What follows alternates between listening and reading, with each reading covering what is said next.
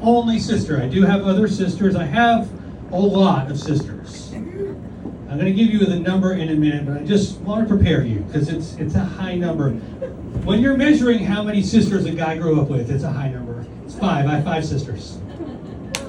And I know some of you might be thinking, is that really that many? It is. Believe me, it is. I look back on my childhood sometimes, and I'm like a Vietnam vet having flashbacks to the war. They were everywhere, man! I was surrounded all the time! That's one of the things I like about doing this, is, like I'm sitting up here right now talking, and nobody's interrupting me. Some of my sisters love that joke, some of my sisters hate that joke, as you might have guessed. She has her birthday tonight. We're actually very close in age. I'm going to have my birthday soon. Now you might be wondering, with all this birthday talk, how old I'm going to be.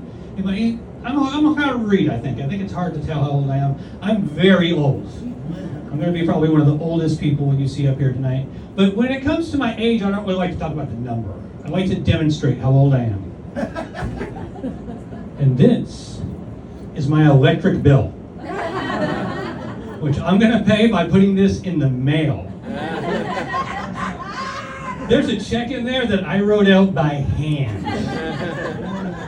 You can still do that. Do you know you can still do that? Probably for about another year you'll still be able to do that.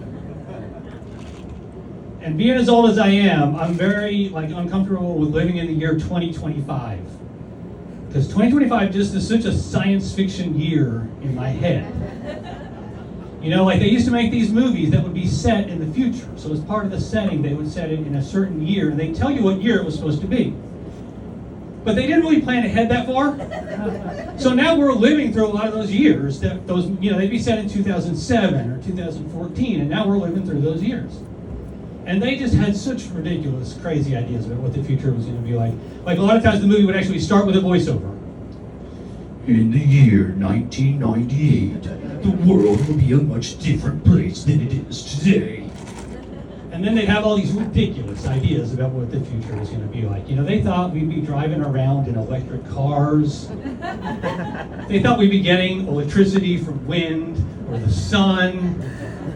They thought people would be afraid of losing their job to a robot. They thought we'd all be carrying little computers around with us all the time. And corporations would use those computers to track our purchases and our movements. Ridiculous, absurd ideas. We live in the future now. We know those things are never going to happen. I'm not a very manly man. I don't want to try to sound like I'm blaming that on the sisters. I don't really think it's connected. I think it just happens to be that I'm not very manly.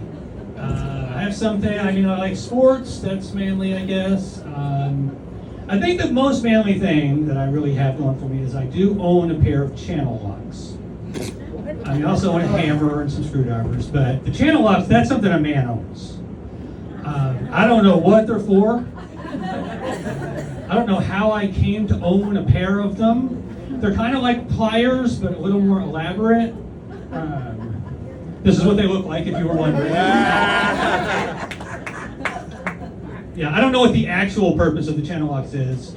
The only thing they're used for by me is if I'm trying to open a bottle or a jar and the lid is on there real tight. I'll get the channel locks out and get it open. You might be wondering about other things I might have in my pouch tonight. I have this comb for my crazy long hair.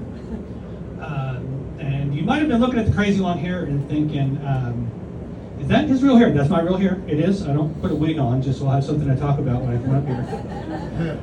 And you might have been thinking, does this guy know he's walking around all the time looking like he might live in his car? Yes, I'm aware. And I don't live in my car though. I don't live in my car yet.